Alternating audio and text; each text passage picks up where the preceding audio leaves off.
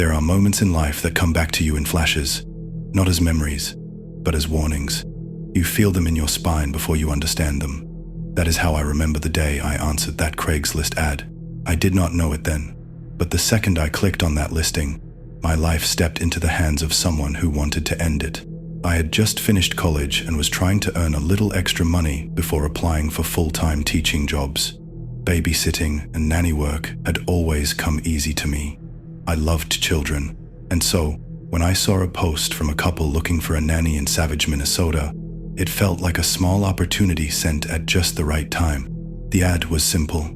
A kind family needed someone patient and reliable to care for their 4-year-old daughter. Nothing strange, no red flags. It even included the child's favorite color, which made it feel more personal. I sent a message late that night, expecting to hear back in a day or two, but the reply came almost instantly. A man named Mike responded. He thanked me too many times, said they were desperate for help, and that his wife worked long hours. He asked if I could come by the next morning at 10 for a quick interview. I agreed. He gave me an address and just one clear instruction: be on time. They were on a tight schedule, he said. Something about that made me nervous, but I ignored it. I woke early the next day and got dressed. It was a gray, quiet morning. The sky looked heavy, and the streets were unusually empty. The house was on a quiet road near the edge of town. As I pulled up, I remember thinking it looked exactly like what I imagined normal. A single-story home with a plain porch and no signs of life. No toys outside, no car in the driveway. Just stillness. I knocked. No answer. I knocked again. Just as I was about to leave, the door creaked open. The man who answered looked younger than I expected. Pale, maybe early 20s, with messy dark hair and eyes that never quite met mine. He said nothing but stepped aside, gesturing for me to come in. I hesitated for a second. Something about the way he moved felt wrong, like he was pretending to be calm. But again, I pushed the feeling down. Inside, the house was almost empty. No family photos, no child's drawings, no warmth. I told myself maybe they had just moved in. I asked about the little girl, but he barely responded, just said she was shy, and we would talk more downstairs where it was quiet. When he opened the basement door, I froze. It was like a cold wind hit me from the inside.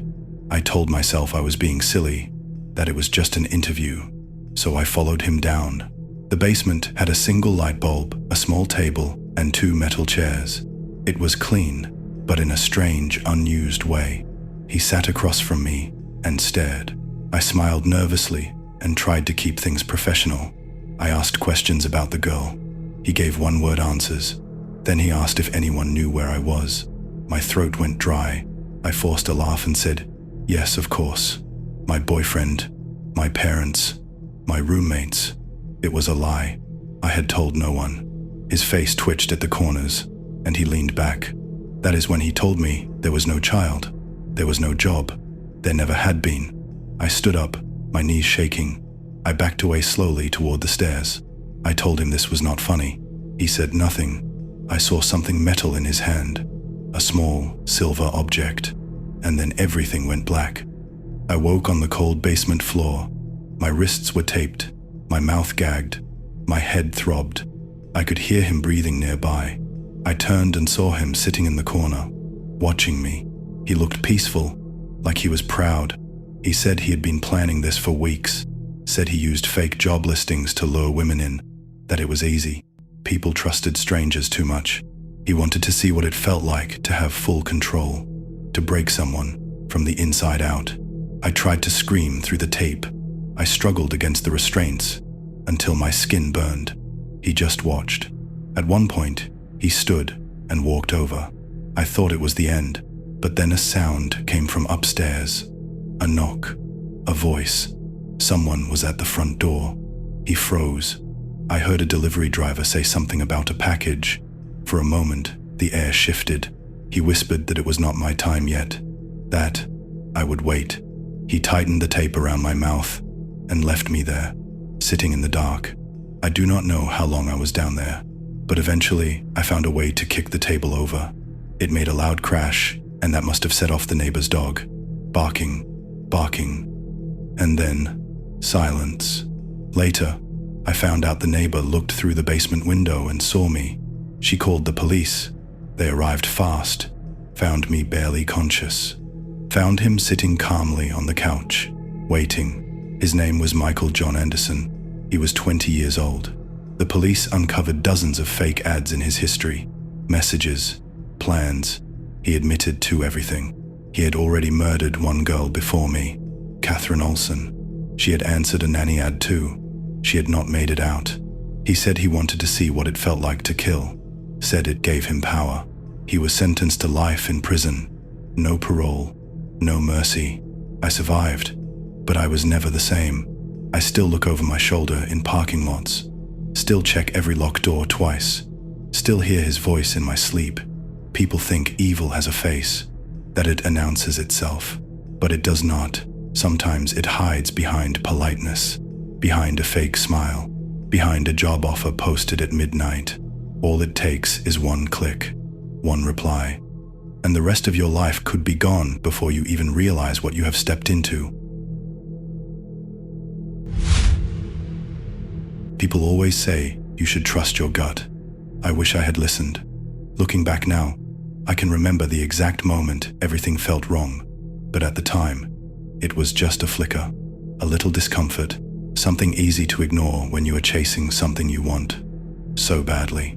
My wife June and I had always loved classic cars.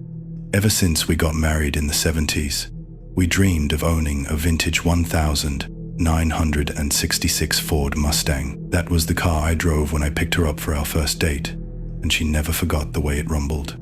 Life got in the way, as it usually does, and we never had the money or time. But after retirement, our savings gave us the freedom to chase a few dreams. So when we saw the Craigslist post from a young man in South Georgia offering a fully restored '66 Mustang for a good price, it felt like fate. The listing had no photos, but the man who posted it responded quickly. He said his name was Jay, and his father had left the car to him. He just wanted it to go to someone who would love it. We offered to drive down that weekend and meet him in person. We packed sandwiches and filled up the tank. June was excited. She wore her favorite sun hat and even brought her old scrapbook, thinking she might show Jay how much the car meant to us. I remember the weather being warm, just enough breeze to rattle the leaves. We drove out of our small town in Georgia and headed toward the rural area Jay had given us directions to. He did not give an address at first, just a road name and a general location. I asked him if we could meet in a public place, like a gas station or a diner, but he said his phone service was bad out there, and he preferred to meet near his uncle's property, where the car was stored. I felt a little uneasy, but he sounded polite and respectful. He even called me sir. Maybe I should have seen through that. Maybe I should have insisted, but June squeezed my hand and said it would be all right. When we turned off the main road, I started to feel it, that twist in the pit of my stomach. The trees grew thicker. The air seemed still. We passed an old rusted fence with no house in sight, just woods and dirt and silence. I pulled over and tried calling Jay again, but the signal dropped. June checked the directions he had sent, and we followed them another half-mile until we reached a narrow trail off the side of the road. It was not a driveway. It was barely a path, but I could see tire tracks in the dirt. June said maybe that was where the car was stored, maybe in a barn or shed back there. I remember asking her if she was sure she wanted to go down there. She gave me that gentle look of hers, the one that always made me feel like everything was safe. So I turned down the trail, the gravel crunching beneath our tires as the woods seemed to close in around us. We stopped near a small clearing. There was no barn, no garage, no house, just an old wooden sign with faded letters I could not read. I got out of the car and looked around. The quiet was strange, thick, as if the trees were holding their breath. I called out Jay's name. Nothing. Then June pointed. Someone was coming out from behind a cluster of trees, a young man in jeans and a black hoodie. He waved and said he was Jay. I remember his voice, too calm, too flat. He walked up and shook my hand and said the car was just a little further back, down a short hill. He said he could only take one person at a time because the path was narrow. June offered to wait while I went with him. That was the last time I saw her smile. We walked down a sloped trail. I could hear my own footsteps too clearly. The dirt was soft. No car, no shed, just trees. I stopped and said, I needed to go back and get my wife. Jay said sure. Then he reached into his pocket. I do not know why I froze. Maybe because of the way his hand moved. Slow and sure, like he had done it before. I turned to run. I heard the click, and then a flash of light and sound that tore through my head. But it was not for me. It was a warning. The next shot hit me in the leg.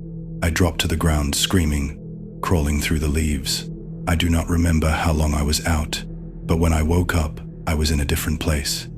My hands were tied behind my back with rope, my face pressed into cold earth. I could hear someone breathing nearby. Then I heard her voice, June, weak and scared. She was pleading, begging. I screamed her name. I screamed until my throat burned, and then it stopped. Everything stopped. He shot her, and he left me there. It was hours before I could crawl far enough to find a road. Someone finally stopped and called the police. I do not remember much of what I said, just her name, over and over. They found her body near the same trail where we parked. The car we came in was gone. The Mustang never existed. The ad was bait. He had posted similar ads before, looking for older couples, friendly people, easy targets. His name was not really Jay. His name was Ronnie Towns. He confessed in court 10 years later, said he wanted money, said it was a robbery gone wrong. But I do not believe that. I think he knew what he was doing from the beginning. He wanted to see fear. He wanted to be in control. The way he talked about it during the trial made my skin crawl, like it was just a story to him, like our lives were just a headline. I tell this now not because I want sympathy. I tell it because people still use Craigslist. People still go out to meet strangers thinking it will be all right, thinking they are too smart or careful for something like this to happen. But monsters do not always wear masks. Sometimes they wear smiles. They call you sir. They say polite things. They tell you about their fathers. And they wait in the woods, just past the road, where no one can hear you scream. So if you ever feel that flicker in your gut, that whisper that something is off, turn around. Please, turn around. Because sometimes the car is not real, but the horror is.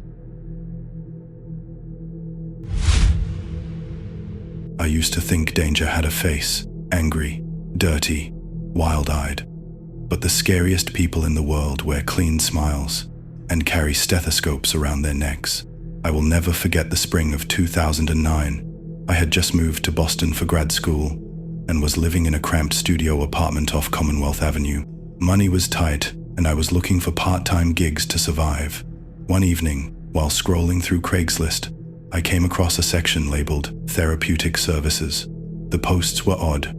Women offering massages, some vague about locations and services, some sounding more like advertisements for something else entirely. I was not looking for anything like that, but curiosity pulled me into reading their listings. That is when I saw her, Julissa. Her photo was different, not fake-looking or provocative, just a normal girl. Tired eyes, kind smile. Something about her felt familiar, like someone I might have known in another life. I kept seeing her ad show up every couple days. I never messaged her. I never contacted anyone, but I kept checking. Something felt wrong and I could not put my finger on it. One night, as I sat by the window listening to the city hum, I clicked her ad again and found it had been deleted. That should have been the end of it. But a couple of days later, I saw her face again on the local news. She was dead, shot in a hotel near Copley Square. The anchor said she had been meeting clients through Craigslist and was killed during what was supposed to be a massage appointment. Her name was Julissa Brisman. I remember standing completely still in my tiny kitchen, the blue glow of the television washing over the dishes in my sink, thinking maybe it was not her, maybe it was someone else, but it was her. They said a man named Philip Markoff had been arrested, a medical student from BU. He was engaged, from a good family. I could not believe it. His face looked normal, bland even, like the guy who holds the door for you at the library. It did not make sense. But what terrified me most was something small. something stupid. When I saw his picture on the news, I recognized his email, or at least part of it. That might sound impossible, but it is true. I had seen it before on a reply thread under one of Jalissa's old listings. It was buried in the comments section.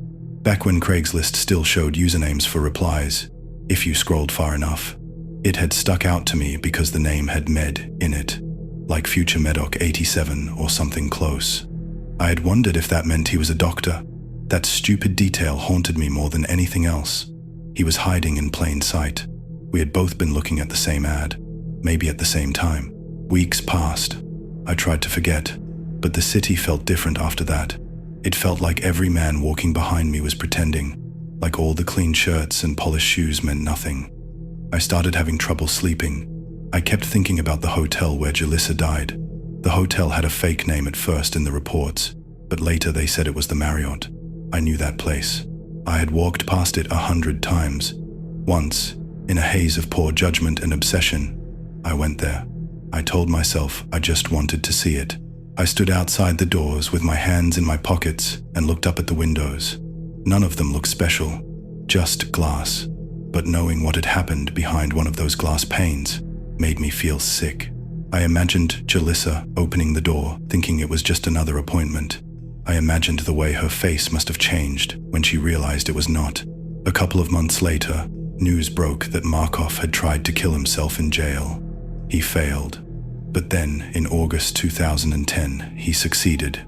They found him with a plastic bag tied around his head, wrists cut with a pen, and the names Jalissa and his ex-fiancée written in blood on the wall. The news made it sound like justice was never served, but part of me felt something darker, like he had escaped something worse, like he knew what waited for him, and he chose another door.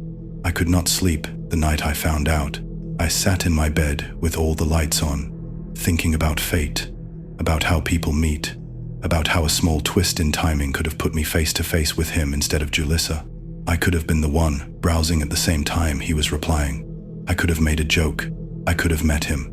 Months later, I received an email. It was a blank message from a Craigslist reply address. No subject, no body, just an empty shell. But the reply address was familiar. I swear to you, it looked almost identical to the one I had seen before. I tried to trace it, but Craigslist's relay system made that impossible. I deleted the message. Then I deleted my Craigslist account. Then I wiped my browser history. But it did not matter. Something had already gotten inside. Something was following me. Not a ghost, not a curse. Just this awful awareness that evil does not look like we expect. That it does not snarl or shout. It smiles. It knocks on your door. It thanks you for your time. Even now, years later, I sometimes think about Jalissa when I walk past that hotel. I think about Philip Markov and wonder how many others he might have hurt. How many near misses happened before Jalissa? How many blank emails are sitting in inboxes around the country, waiting to be opened, waiting to be noticed? Sometimes I imagine a different version of the story. One where I clicked reply, one where he answered, one where I met him. But I never do for long, because deep down, I think I already did. You always hear warnings about meeting strangers in public places. I used to think that advice was overcautious, something people said to scare others into being careful. I thought as long as I stayed polite and cautious, I would be fine. I never imagined something so normal could turn into the worst night of my life. It started when I decided to sell my late wife's diamond ring. After she passed, I could not bring myself to look at it without falling apart. Every time I opened the drawer where it sat, it felt like grief had hands that pulled at my chest. I finally listed it on Craigslist. I uploaded pictures, added a short description, and said I was open to meeting at my home or a public spot. A day later, someone messaged me, a woman named Kelly. She said her fiancé, and she were looking for something just like it. She asked if they could come see it in person. Her messages were polite and kind. She said she understood the emotional weight of letting go of something so personal. She even shared a picture of them together, smiling, young, like they were starting a new chapter. Something about her words made me trust her. Against my better judgment, I told her they could come by my place in Edgewood. She said she would bring her fiancé and his brother just to be safe. I did not think much of it at the time. I was home with my 12-year-old son, Tyler. We were having a quiet night. I made us spaghetti. We watched a movie. It was cold outside. One of those quiet, still evenings where nothing feels wrong. When they arrived, they seemed normal enough. The woman had a soft voice. She smiled at Tyler and said hello. The two men stayed quiet but nodded and shook my hand. I brought them into the living room. The ring was on the coffee table in a small velvet box. Kelly picked it up and turned it in her fingers, admiring it under the lamplight. She said it was beautiful. Her fiancé asked how much I was hoping to get for it. I told them I was open to offers. That was when everything shifted. It happened so fast, but in my memory, it feels like the room froze before it shattered. One of the men pulled something out of his coat. I thought it was a phone at first. Then I saw the barrel. A gun. The other man pulled out zip ties. I remember my chest tightening, my mind refusing to believe what I was seeing. Tyler screamed. I jumped up, but the man with the gun shouted at me to sit down. He pointed the gun at my son. My body went numb. I froze. They told us to get on the ground. One of them grabbed Tyler and pushed him down. I begged them not to hurt him. I said they could take the ring, the cash in the drawer, anything they wanted, but they were not listening. One of them dragged Tyler by his arm toward the hallway. I do not know what their plan was. I just knew I could not let them take him. I got up and rushed at the man holding my son. I remember grabbing his arm and trying to pull Tyler away. The gunshot was loud, deafening. The pain hit me half a second later. It was like being kicked in the chest by a horse. I fell backward. My vision went dark for a second. When it came back, I was on the floor, staring at the ceiling, unable to move. I could hear Tyler crying. I could hear the woman's voice telling the others to hurry. I could not see much, but I could feel the blood spreading beneath me. They left quickly, no more talking, just footsteps and the front door slamming shut. Then silence. I do not remember much after that. I must have passed out. I woke up in the hospital a day later. The bullet had missed my heart by less than an inch. The doctor said it was a miracle I survived. Tyler had bruises, but was otherwise unharmed. The police said it was not the first time that group had done something like this. They had been using Craigslist ads to find victims. Always people selling something valuable. Always homes where the sellers lived alone or with kids. They pretended to be couples, played the part well. The photo Kelly had sent me was fake, probably stolen from someone's profile. They had used a different name before. The police were still looking for them. They said it was unlikely they would be caught soon. They moved from state to state, never staying in one place. It chilled me to the bone to think they had done this before, and would probably do it again. I sold the house after I recovered. I could not live there anymore. The blood had been cleaned. The furniture was the same, but every wall whispered what had happened. I could not sit on the couch without remembering the way Tyler screamed. I could not walk down the hallway without seeing the gun in that man's hand. I still have nightmares. Sometimes it is the same scene over and over. Sometimes it is worse. In the dreams, I do not get up in time, or they take Tyler and I never find him again. I wake up gasping, heart pounding, drenched in sweat. I know I am lucky. Lucky to be alive. Lucky Tyler was not taken. But the fear never really goes away. It just settles deeper inside you, like something that is always waiting. I cannot look at Craigslist anymore. Even now, the sound of a doorbell makes my skin crawl. Every stranger looks like a threat. Every kind message feels like bait. It is hard to trust people after you have seen the masks they wear. I thought I was helping someone start a new life with a beautiful ring, but they were only ever interested in taking things from people like me. People who still believed the world could be good. I have learned since then that evil does not knock loudly. It comes with a smile, a gentle voice, and a lie you want to believe. They say the internet gives everyone a mask to hide behind, but I never thought someone would use it to murder a stranger. It started on a Tuesday night when I was bored and alone in my apartment. My girlfriend had just moved out, and my job as a night janitor left me with weird sleep hours and a lot of empty time. I had fallen into a bad habit of browsing Craigslist just to feel some kind of connection with people. I was not looking for anything dirty or shady, I swear. I just wanted to talk to someone. Under the casual encounters section, I found a post that stood out from the usual mess. It said something like companionship with no expectations, just conversation and honesty, nothing else. That caught me off guard. It sounded sincere. The woman who posted it called herself Miranda. No last name, no picture, just a short paragraph that sounded like someone who was lonely and kind. Against my better judgment, I replied. She answered back that same night. Her emails were short but friendly. She asked what I liked to talk about, and I told her about my job and how I clean schools at night when no one is around. She said she liked people who worked hard and did not pretend to be something they were not. We talked like that for 3 days. She never offered anything sexual and I never asked. It just felt good to have someone ask me how my night was going. She finally said we could meet if I wanted to. She said she lived nearby in Sunbury and preferred public places for the first meet. I offered to pick her up and take her out for a coffee. She agreed quickly but asked one strange thing. She said her husband would be dropping her off and that he liked to know she was safe. That felt strange.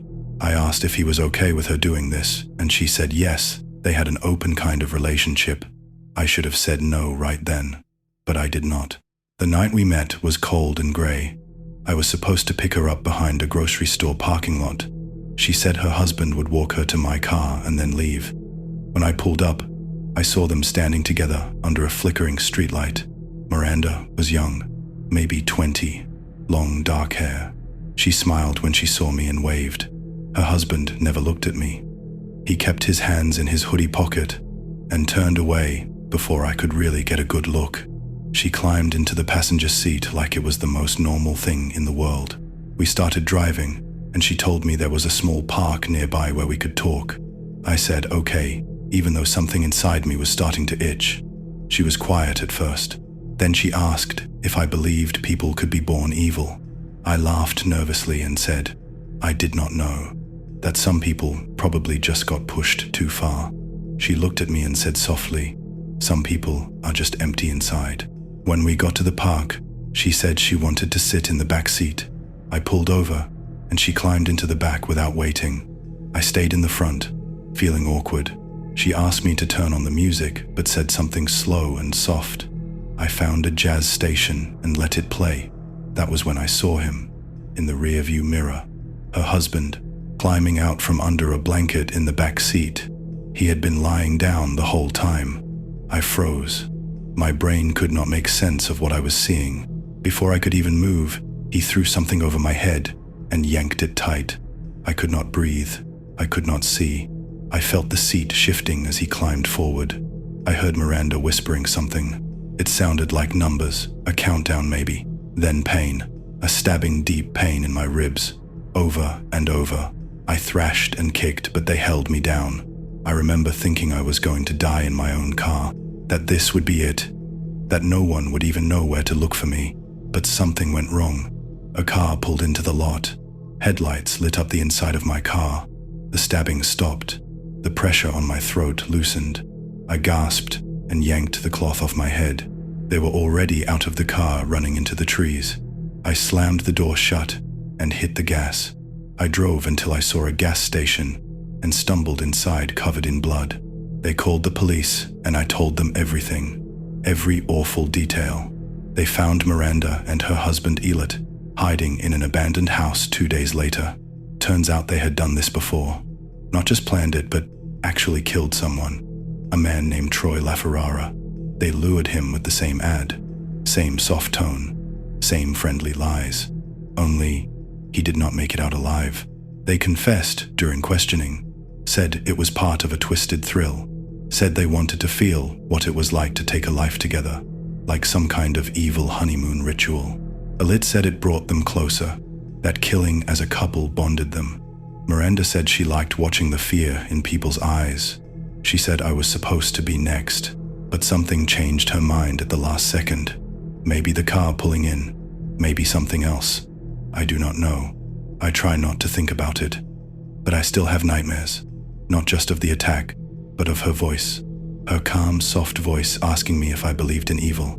Her eyes watching me while her husband crawled from the shadows like a spider. I see that night every time I close my eyes, and sometimes I hear the music, that slow, soft jazz, playing while my blood soaked into the car seat.